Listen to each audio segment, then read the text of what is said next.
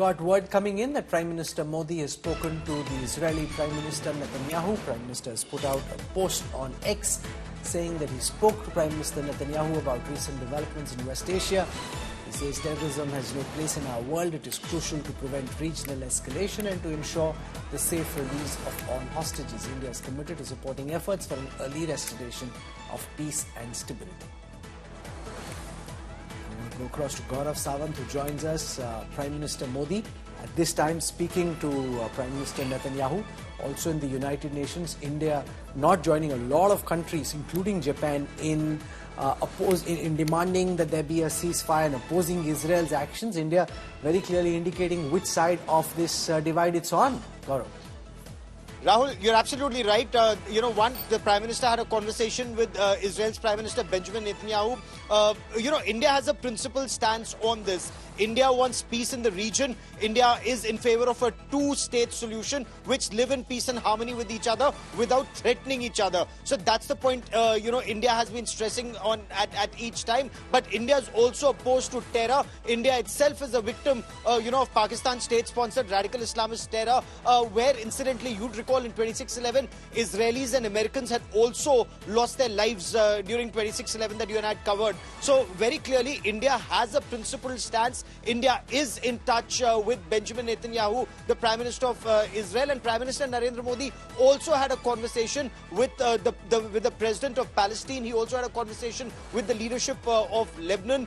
India has constantly been in touch with all sides, saying whatever assistance India can provide for a peaceful solution. India is willing to go the whole, hog on that and help in whatever way Indian assistance may be required, Rahul. Aman, thank you very much for joining us. I want to introduce my colleague Ashraf Wani, who's been reporting from Lebanon. In fact, India Today is the only channel reporting from ground zero in Lebanon. Israeli airstrikes continue to hit southern Lebanon. Ashraf has been in the middle of all that action. Israel finds itself constantly having to deal with the reality of some kind of missile fire coming in from different parts of Hezbollah-controlled territory and also from Yemen, from Houthi-controlled territory. Israeli airstrikes continue to hit southern Lebanon. Our correspondent Ashraf Wani was in Beirut, and as Israeli airstrikes came within a short distance of where Ashraf was, let me take you through this ground report, and I'll just go across live to Ashraf in a moment from now.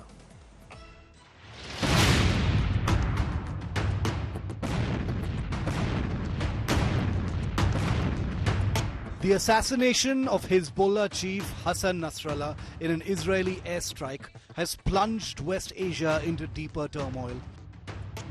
India Today's Ashraf Wani, who's in the war zone in southern Lebanon, visited the site targeted by Israeli missiles over the last few days.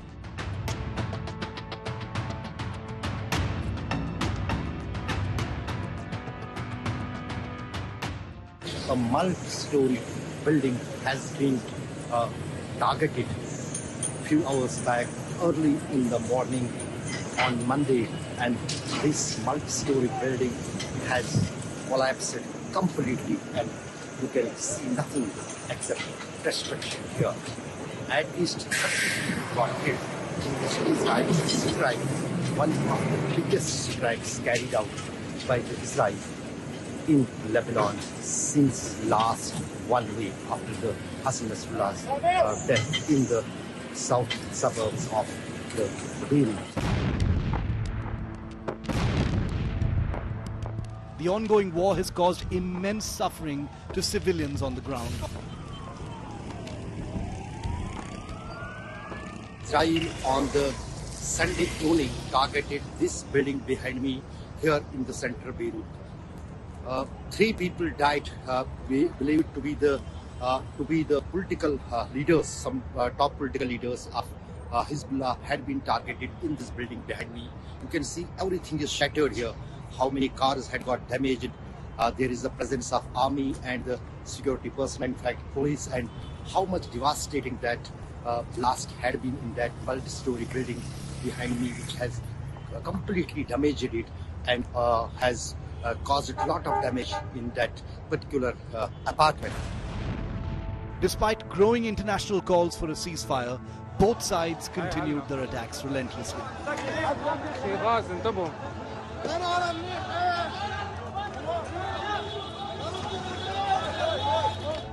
With hundreds crossing the border to Syria, looking for a safe zone, the streets in these areas have turned empty. Most of the people have fled from these areas and are now moving towards the safer areas, and thousands of people and families spend their nights in open sky in different roadsides, parks and the sea beaches here in the Beirut. Indications are so that after the final procession and funeral of Hassan Nasrallah, this war will escalate. Hezbollah has not yet decided the day for the funeral of Hassan Nasrallah, but the Lebanese government has already declared 5 days of mourning, which will close on Wednesday. Ashraf Wani for India Today in Beirut. I want to go across live to Beirut, where my colleague Ashraf Wani is standing by. Ashraf, you've been reporting to southern Lebanon. You've traveled the country. Give our viewers a sense of what you've seen on the ground and what you expect will happen from here. Actually, one of the interesting moments what I came to learn, Rahul, was when I interacted with one of the senior-most doctors of Lebanon. He's 70-year-old and he has almost seen all the conflicts in Lebanon, particularly with Israel.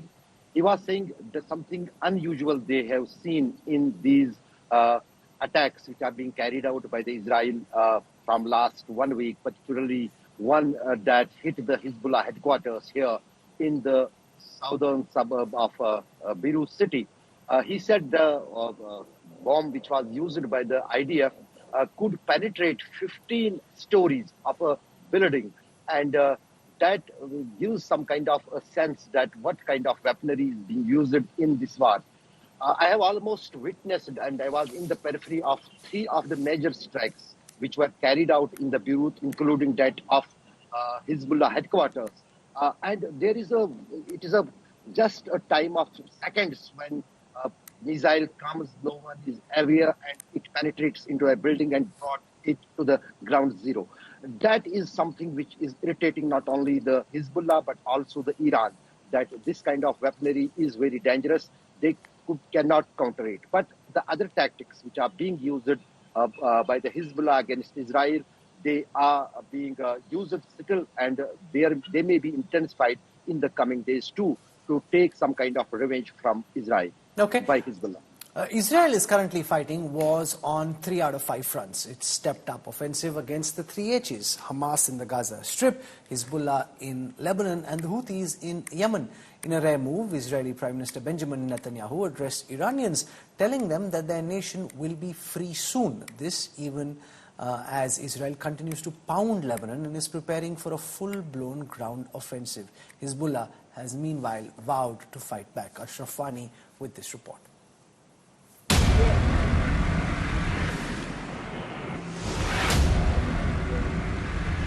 This is what remains of southern Lebanon's Ein el-Del. Israeli army says it has killed another senior Hezbollah figure, Nabil Qaouk, amid an ongoing exchange of strikes between the two sides. This even as Israeli military tanks continue to mass big in northern Israel-Lebanon border. Israel has expanded its attacks on Hezbollah in Lebanon and the Houthis in Yemen, stoking fears of a bigger regional war. The Israel Air Force's refueling aircraft have been operating in all arenas in the war, providing fighter jets with flexibility in strikes and aerial operations at any distance. The Israeli Air Force is conducting strikes on military targets belonging to the Houthi terrorist regime in the areas of Ras Isa and Hudaya in Yemen, including power plants and a seaport that are used by the Houthis to import oil for military purposes.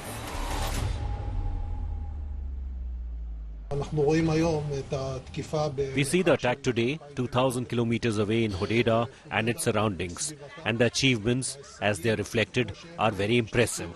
And the meaning is clear. Those who try to attack us or harm the citizens of Israel will pay a very heavy price.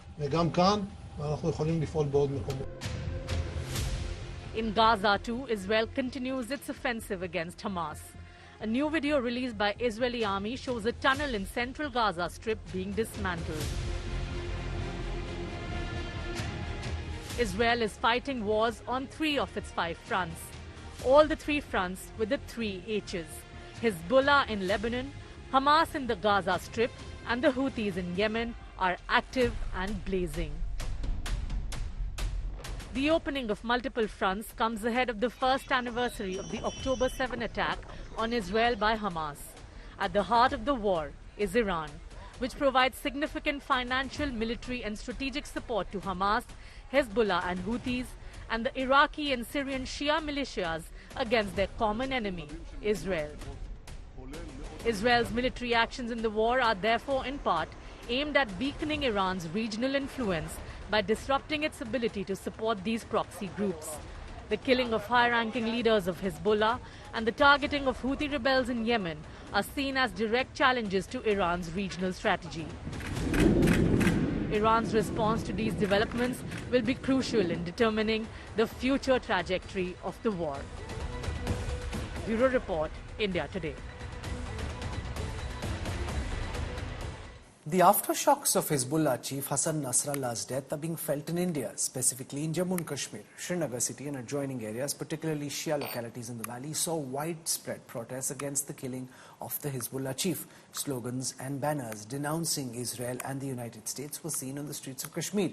PDP leader Iltija Mufti stirred a controversy by mourning Nasrallah's death and comparing Kashmir to Gaza.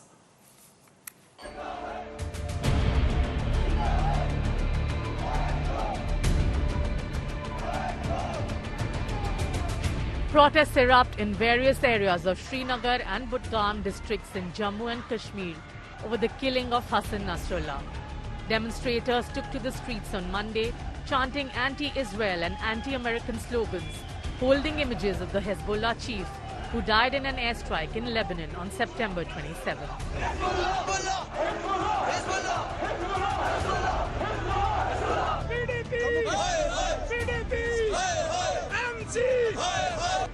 The Bajrang Dal held counter-protests against the PDP and NC in Jammu, slamming them for backing Nasrallah.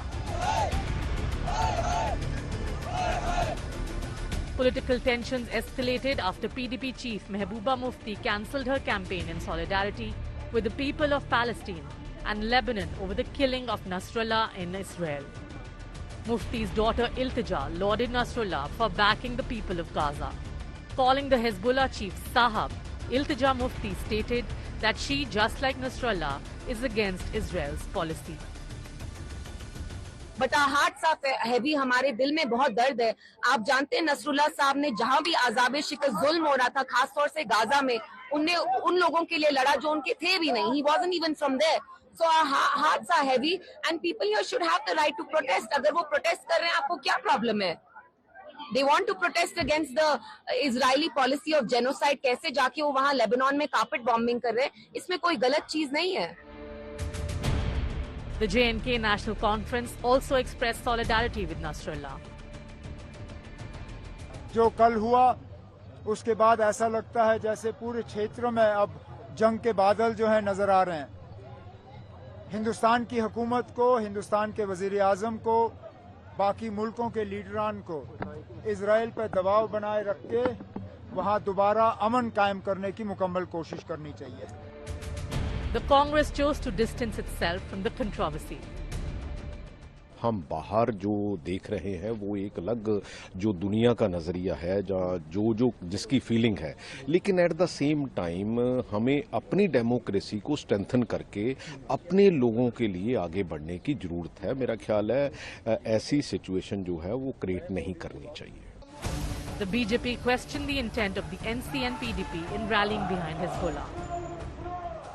अगर दुनिया भर में कहीं आतंकवाद के खिलाफ कार्रवाई होती है तो नेशनल कॉन्फ्रेंस, पीडीपी और कांग्रेस जैसी पार्टियां उनके समर्थन में नजर आती हैं.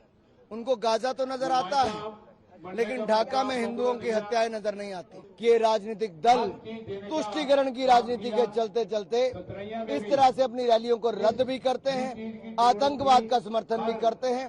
ये लोकतंत्र के पक्ष में नहीं है, आतंकवाद के समर्थक हैं. Kashmiri Pandits joined the chorus, slamming Mufti. इनको कम से कम शर्म आनी चाहिए। जो 90 में उन्होंने नरसंहार किया है, जो गिरजा टिकू का कत्ले आम किया, उस तक इन्होंने मुंह तक नहीं खोला। उन्होंने जो बांग्लादेश में नरसंहार हिंदू के साथ उस वक्त इन्होंने मुंह नहीं खोला है। मेरी एक रिक्वेस्ट है गवर्नमेंट ऑफ इंडिया से, ऐसे लोगों को चुन के इनको एयरपोर्ट तक पहुंचाइए, जहाज में बिठाइए फ्री, हम उसका पैसा देंगे, इनको वहां पोर्ट कर लीजिए। The protests by the NC and PDP over Nasrallah's killing come a day ahead of the last phase of voting in J&K. Bureau Report, India Today.